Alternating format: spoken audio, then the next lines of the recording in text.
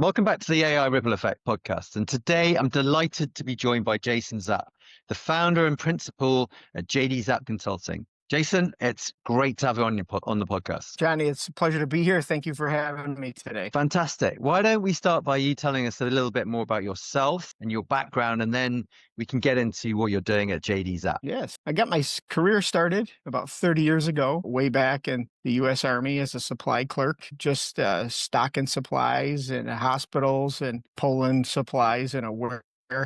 I've really evolved from there, right? Just learning how to do implementations of WMS, through different jobs and positions, different mentors that I've had over my career. I've just kind of learned, been self-taught. I've learned a lot of things on the fly. Have learned through a lot of mistakes. I guess that's the best way to do it. Right?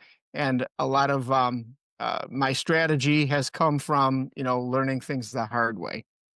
I guess that's pretty much anything that you can think of that in a warehouse industry and logistics, I've pretty much seen it. That's the best way. We like to kick things off with getting a little bit of a perspective from our guests on what you're seeing out there in terms of more general trends. What would you pull out as a couple of themes that you're seeing as having a big impact on logistics and supply chain right now? I think the biggest one that we see right now is tariffs, especially coming into the U.S. Tariffs are the biggest.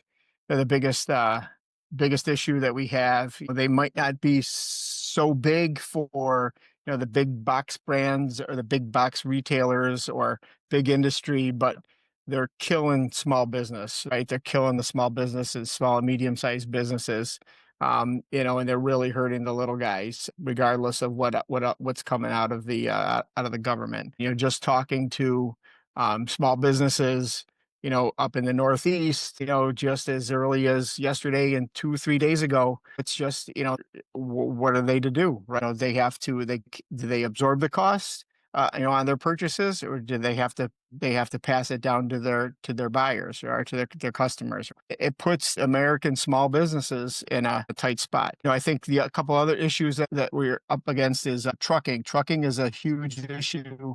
In America, we have trucking companies closing down every week. We have trucking shortages across the country, truck driver shortages across the country, which, are causing companies to take shortcuts and find ways to hire drivers, which has caused safety issues on the road. And then we also have parking issues, like overnight parking, like issues for drivers. And then we also have labor issues right here in the U.S. Right? Ever since COVID happened, it just doesn't seem like the workforce is there. Now you can get, the workforce, for your specific distribution center, but it's not the same. The pool of people is not the same, that it was, pre-COVID. Interesting. And one of the things that can help noticing on your LinkedIn profile is that you're known as the warehouse whisperer. And I'm intrigued by that. So what does a warehouse actually tell you when you first walk in for an inspection that others might not just might miss? Yeah, I think that the very first thing that, you can tell, how a warehouse is ran or how a warehouse is assembled is really by how organized and structured it is as soon as you walk in, right? So that's really the first thing that I look at, taking mental notes is how well it's organized, how well it's structured, how well are the associates, is it chaos for them? These are very simple, easy things I can tell, right?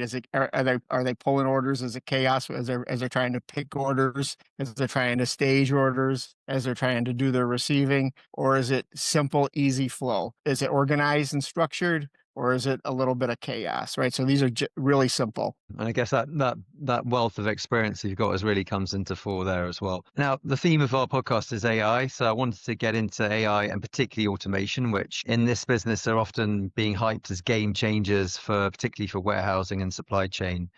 Can you tell us a bit more about how your clients are adapting to and adopting AI? I think one really big way is in documentation, right? I think there's one way, we can use AI in documentation in extracting data from like WMS and putting it into presentations or putting it into dashboards and different types of things like that. But there's also another area where I found that it's going to be a game changer down the road, and it's even happening now, right?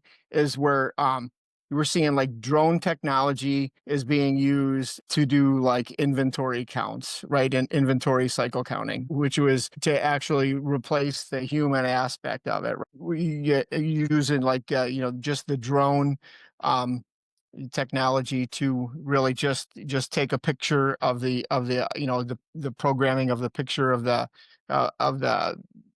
palette, and the case count. It'll do the case count for you, and then it'll just it'll dump the data back into your WMS, right, and do the cycle count for you, right. So it just really eliminates the need to have the cycle counter running out and doing the on hand cycle counts daily. Which probably goes some way into what I read recently about how I think it was half of warehouses in the States are increasing their spending in automation to drive improvements and all about sort of improved fulfillment speeds. What advice as a consultant are you giving to your clients and to execs out there who are looking to integrate new AI solutions but need to balance that with the true business impact? I think that once you do that, right, you do have an implementation and you find the best implementation, the best product for your business, right, and you're going to implement it. I think the best way that you have to do that, and my recommendation is always audit, right? You're going to hear me always do this, is audit,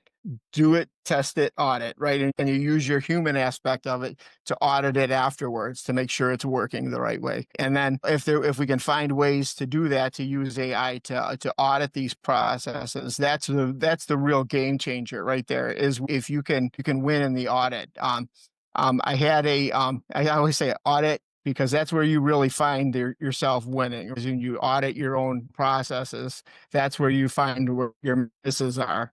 But I had a mentor that told me like years and years ago that if you do the little things, it keeps the big things from happening. If you just put this little step in, where you do the implementation, then you audit it, it saves you from a lot of headaches down the road. That's very sage advice for our audience out there. Thanks for that, Jason. And I guess you touched on quite an interesting aspect of that, the sort of the interplay between AI and the human, the need for the human in the loop, as it were, the human touch. In your experience, where does AI excel in logistics and warehouse operations, and where does that human judgment remain irreplaceable? I think going back to that drone technology, right? I'm going to keep like I'm favored to that because it's inventory control, the drone technology, the cycle counting. It's a real game changer in this area. I've seen it do wonders. I'm working with a company that's launching a program that's going to be helping businesses do this. And also the human aspect of it is that it's got to be programmed. There's something that's got to be done, a human element that's got to, like the software still has to be uploaded into the drone technology. Well, that's got to be uploaded into it, right? And then you have to audit it. That's the other thing too, is once you implement it, you got to audit it. And then I would even recommend it until you're 100% confident that it's working right. Just audit it regularly, whatever works best for your operation, right? Absolutely. I wanted to touch on something you mentioned earlier on, which is about talent. And I think I read in one of your posts that you believe that talent is what keeps the wheels turning in logistics. And when, again, in that consulting room, when you're assessing an underperforming warehouse, how do you distinguish between a tech problem, a process problem, and a people problem? Yeah, that's a really good question. The system that I use, which is a proprietary system that I've generated, over 30 years of experience that I've been able to build. My system is called TPP Activate, which is technology, people, and process. And the TPP, that's what it stands for. And really what it is a deep dive assessment into all three of these verticals, a deep dive assessment into your technology, a deep dive assessment into your people, and a deep dive assessment into your process, right? And we just really look at, have your leadership call out some of the problems that you're having, right? Like, what are your issues that you're having? Where do these issues trickle down into your customers?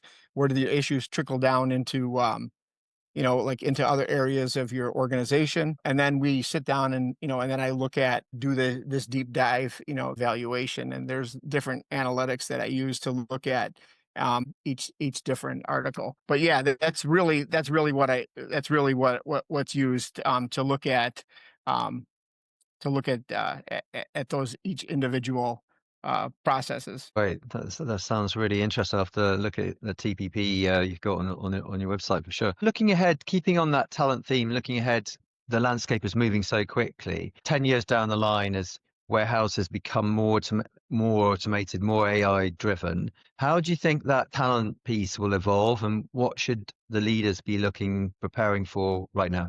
I think the leaders should be preparing to test out the new tech. Like, there's all kinds of new tech coming out, like every year, and to test it out and to find what works best for your operation. To test it out and to implement it, and you're only going to get stronger for it. I guess find out what you need, like where it's going to be benefit your operation the most, and just pull the plug and do it, and find out what's going to work best. And this is like what I do as part of my consulting business. What we do is we look at your technology and what do you want, what do you need. We look at your people. Do you have the right people for your technology? And your processes and everything's all intermingled, right? It's all gelled together. And if you don't have the right people, following the right process, your technology is not going to work right. It's just a matter of, find out like what you want. If you want to have, like automated, like automated inventory control, invest in the drone technology. It's there to provide that value to organizations. That's what I would say. And you're only going to get stronger because of it. Absolutely.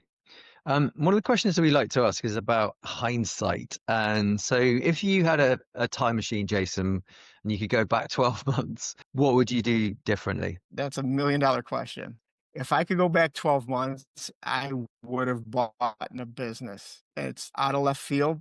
I think I would have bought in a business in this industry. I think there's so much to do, and I have a lot of things going on right now, but I would have bought in a business in this industry to kind of help out my business. And I think I would have gotten the ball rolling 12 months ago. Great. Thanks for that. And the last question is, of course, about AI. And so we want to get a bit of a sense of how you think the impact of AI is going to be on your business. So on a scale of 1 to 10, where 1 is no confidence and 10 is total confidence, how confident are you that AI will create a measurable value for your business in the next 12 months, but then in the next 5 years as well, looking a bit further down the line? I think in the past 12 months, I've already implemented a lot of AI into what I'm doing. So I can't give it a 10. I will have to give it an 8. An 8 for the next 12 months, and I would give it an 8 for the next 5 years, right? Because there's definitely opportunity out there to get better and to find ways that the technology that is coming out there is changing daily, right? There's new stuff coming out every day, and I'm finding new ways to learn myself and how to put new technology to work to help me get better so that I can help businesses get better. Yeah. So I think there's definitely, I definitely think that there'll be more of an opportunity in 12 months and more of an opportunity in 5 years. Fantastic. Jason, many thanks. I think it's the first time we've had a genuine warehouse whisperer on the show. It's been a great conversation, loads of insights for our audience. If the folks out there want to get in touch with you, where should they go? What's your best place to website, socials, etc.? Yeah, I'm on LinkedIn, Jason Zapp. That would be the best way to find me. Yes. Fantastic. We'll make sure of course we'll drop the links into the description after the podcast. But thanks again, Jason, and thanks for everyone out there watching. And we'll see you in the next edition of the AI Ripple Effect. Thank you. Thanks, Jonny.